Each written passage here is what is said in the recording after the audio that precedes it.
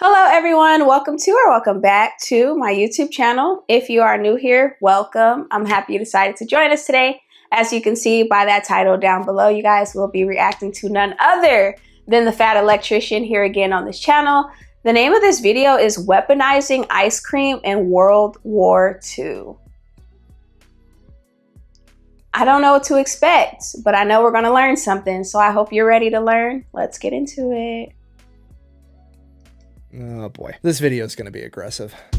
Uh-oh. Today we're talking about the biggest logistical flex of all time, the sheer amount of ice cream the US military managed to eat in World War II. Buckle up because it's going to get weird. In 1943, the US military managed to eat 135 million pounds of ice cream. I don't know how you guys want to quantify that, like elephant meters or kilo-elephants. It's 10,384. Write that down. Moving on. Hey, real quick, this video is brought to you by my favorite sporting goods store, Shields. They've got over 30 retail locations across the US and an even better online store that offers price matching and satisfaction guaranteed or your money back. So if you need anything from camping gear to sporting goods to casual clothes to work clothes, make sure to go check out Shields in person, or I'll have their link in the description down below. Back to the video. Why on earth was the American military eating so much ice cream? Couple of reasons. Reason number one, America, because America's always number one and we can.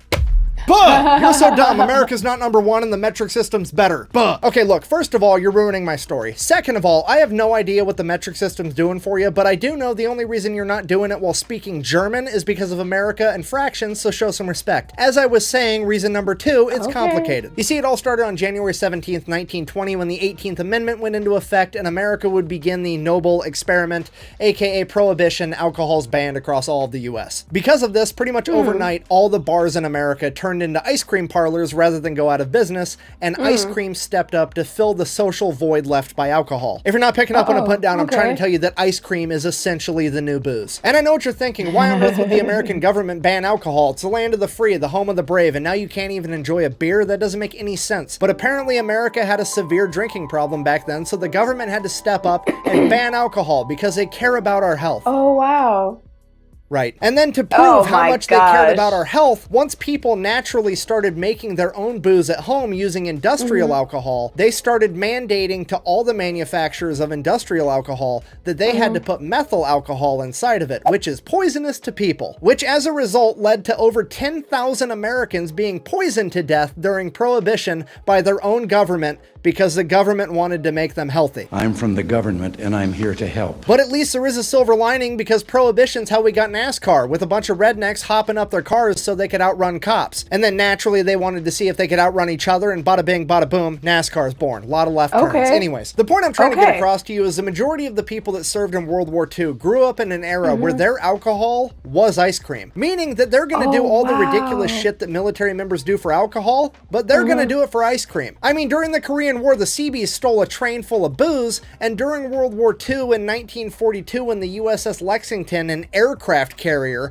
got sank by 2 torpedoes, while the ship was sinking, the crew decided that it was very important that they raided the mess hall first to take all the ice cream with them. They were literally sitting in life rafts eating ice cream out of their helmets. The crews for B-17 and B-24 bombers used to take ice cream mix, put it inside of ammo cans, and then stick it inside the ball turrets when they went on a bombing run, because then if they made it back after successfully bombing the enemy, the ball turret got cold enough and there was enough turbulence that it would both chill and churn the ice cream, so then they had fresh ice cream afterwards. There were literally mobile ice cream factories that would follow the front line just behind it and deliver fresh ice cream to the front line every day. And then we get to the absolute pinnacle of logistical flexing, the ice cream ships of World War II. Yeah, the Navy had 3 of these things. They could make 500 gallons of ice cream a day. They had enough refrigerated storage to hold 2,000 gallons. They literally were weaponizing ice cream.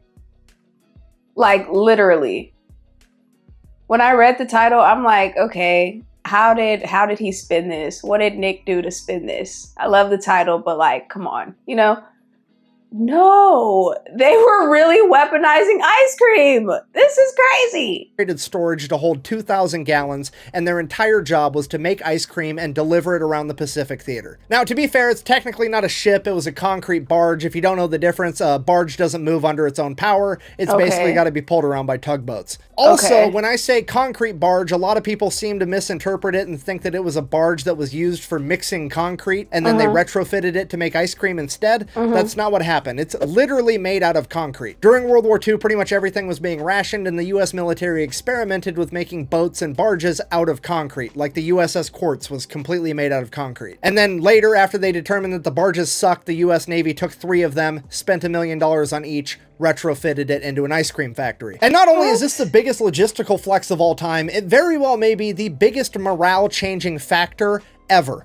I mean, think about this. It is 1945, and these guys are eating a frozen dairy treat 2,000 miles from home, and the enemy is literally 15 miles from home, and they can't get food. Do you have any idea what effect it would have on your morale if you were the bad guy in World War II? No, for sure. And you haven't eaten in 3 days, and they're but over it's here okay eating ice because cream. you have a superior warrior culture, and your team's gonna pull through, and you're gonna win because go team, you guys got this. And then the Americans come over the hill with flamethrowers and fucking ice cream cones. Maybe, just maybe, you're on the wrong side of this argument. That's like the Star-Spangled Darth Vader, okay? Come to the red, white, and blue side, we've got fucking ice cream. So in conclusion, booze and ice cream are on the same level of awesome. And next time you go out to a restaurant, you see that little old man with the black hat on the front that says he's a veteran eating ice cream out of a little dish for dessert.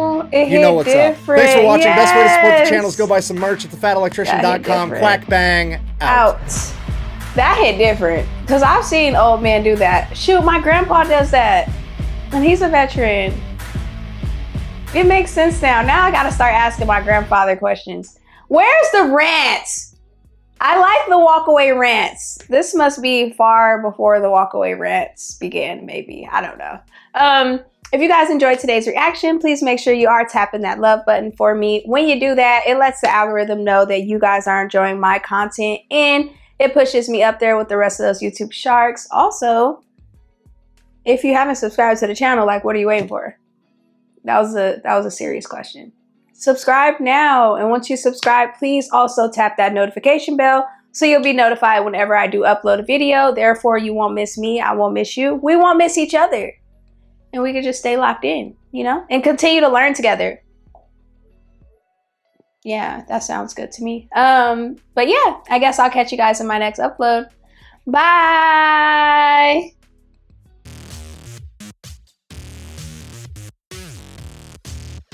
I found a $50 bill the other day and I put it in one of my picture frames as good luck. And I just like looked up at it and it was like, oh, hey, like, but whatever. Okay. Yeah, I found it when I was out at the grocery store with my baby, and I feel like she's good luck, I'm good luck, we're good luck, and good luck. Yeah. Okay. At this point, I want some freaking ice cream. I want some ice cream. My favorite ice cream is butter pecan ice cream. What's your favorite? I want some ice cream. Now every time I freaking even think about ice cream, eat it, think about it, whatever, I'm going to be thinking about World War II. Like, what the heck? Ice cream? Y'all. Ice cream hit different now. And when I see them older veterans and they're eating that ice cream, I'm just, like Nick said, I know what's up. I know what's up now. I get it. I love it though. But yeah. Ice cream. Gotta love it. It's Miaaaa, that girl you came to see. So grab your snack and just sit back, leave a comment in the chat. Whoa, whoa, whoa. It's Miaaaa, that girl you came to see. So grab your snack and just sit back, leave a comment in the chat.